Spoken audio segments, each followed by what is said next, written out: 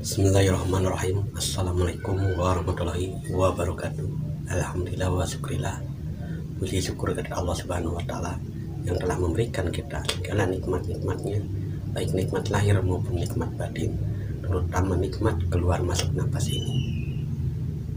Serta tidak lupa kita curahkan salam serta salawat kepada baginda Rasulullah SAW beserta keluarga dan para sahabat-sahabatnya. Bismillahirrahmanirrahim.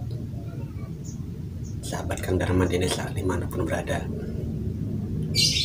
pada hakikatnya di dalam beribadah kita ini selalu terjebak oleh kehadiran ego, yaitu nafsu. Nah,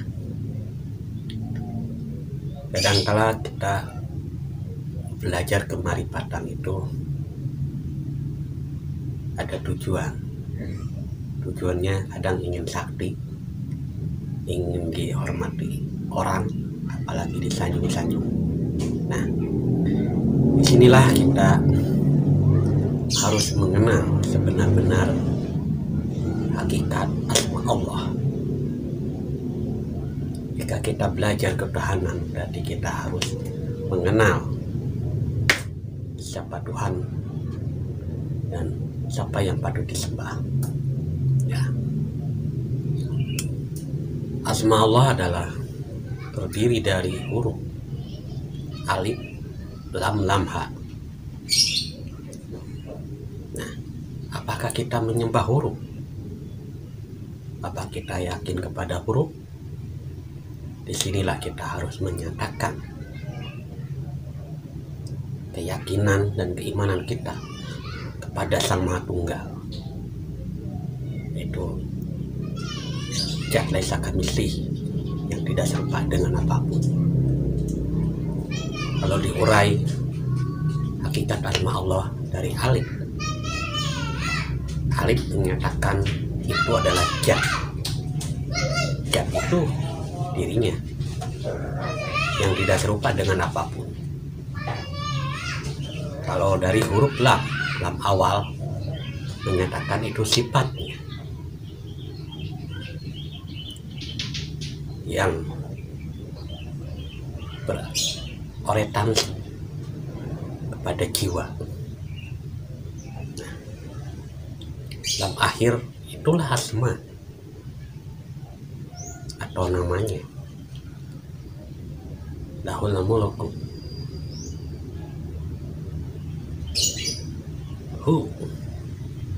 Menyatakan kepada perbuatan atau af'al.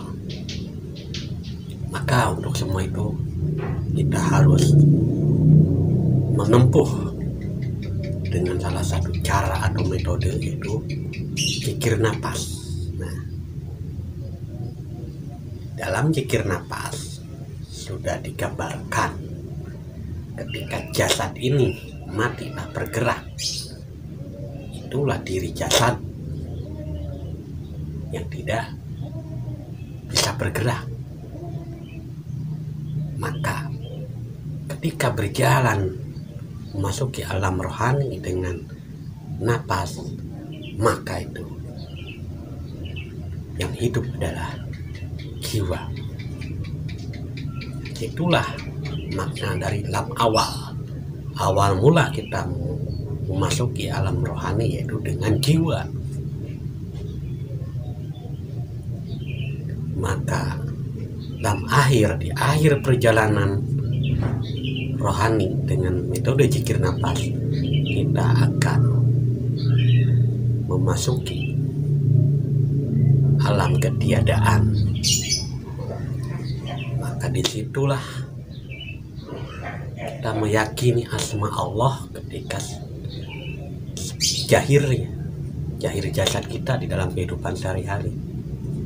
Allah jadi menyatakan bersahadat itu kita harus memasuki alam rohani, menyaksikan sendiri, bukan asal kata. Maka di dalam metode zikir nafas napas masuk hu, napas keluar Allah. Hu menyatakan dia. Hu di sini bermakna perbuatan atau afalnya. Karena napas yang keluar masuk ini kan afalnya, afal Allah. Maka hu itu menunjukkan kepada dia Allah. Maka keluar masuk napas ini tiada awal, tiada akhir. Maka kita jangan sampai menyembah kepada huruf, tapi kita menyembah kepada Tuhan Allah yang tidak serupa dengan apapun. Ketika kita mengalami penyaksian di alam rohani kita dengan metode zikir nafas. Lalu siapa Allah? Allah itu zat yang berdiri sendiri. Maka untuk mengenalnya kita harus tahu metodenya, ya dengan zikir nafas ini, sehingga mengenal sifat-sifatnya, yaitu jiwa. Maka dengan sikap jiwa yang menerima, sikap jiwa yang selalu bersyukur, sikap jiwa yang yakin atas pertolongannya, jiwalah, karena sejati diri kita adalah jiwa.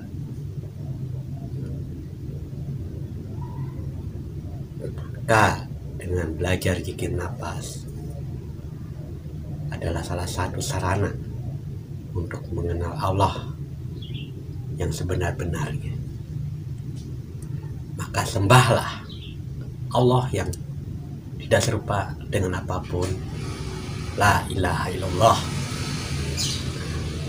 Jangan menyembah selain daripada Allah. Kalau kita menyembah sesuatu, berarti itu bukan Allah. Maka dengan kesadaran kita tanamkan keyakinan kita yang tidak serupa dengan apapun, yang tidak bisa dibayangkan, tidak bisa dipikirkan, tidak bisa dirasakan. Itulah zat mutlak Allah yang berdiri sendiri, yang tidak bisa diserupai dengan apapun. Maka ketika kita belajar ketuhanan, belajar marifat, jangan setengah-setengah, tapi kita harus nyemplung ke dasar samudra. Kita harus mempraktekkan dengan ilmu laku, yaitu berjalan di keramaian ini. Kita harus bersosialisasi, maka akan memahami makna alif lam lam ha Allah, yang sehingga kita akan dipahamkan dengan laku kita. Cukup sekian dulu apa yang pribadi sampaikan, semoga bermanfaat bagi diri pribadi dan sahabat-sahabat Kandar Mandesa dimanapun berada. Akhirul kalam, wassalamualaikum warahmatullahi wabarakatuh.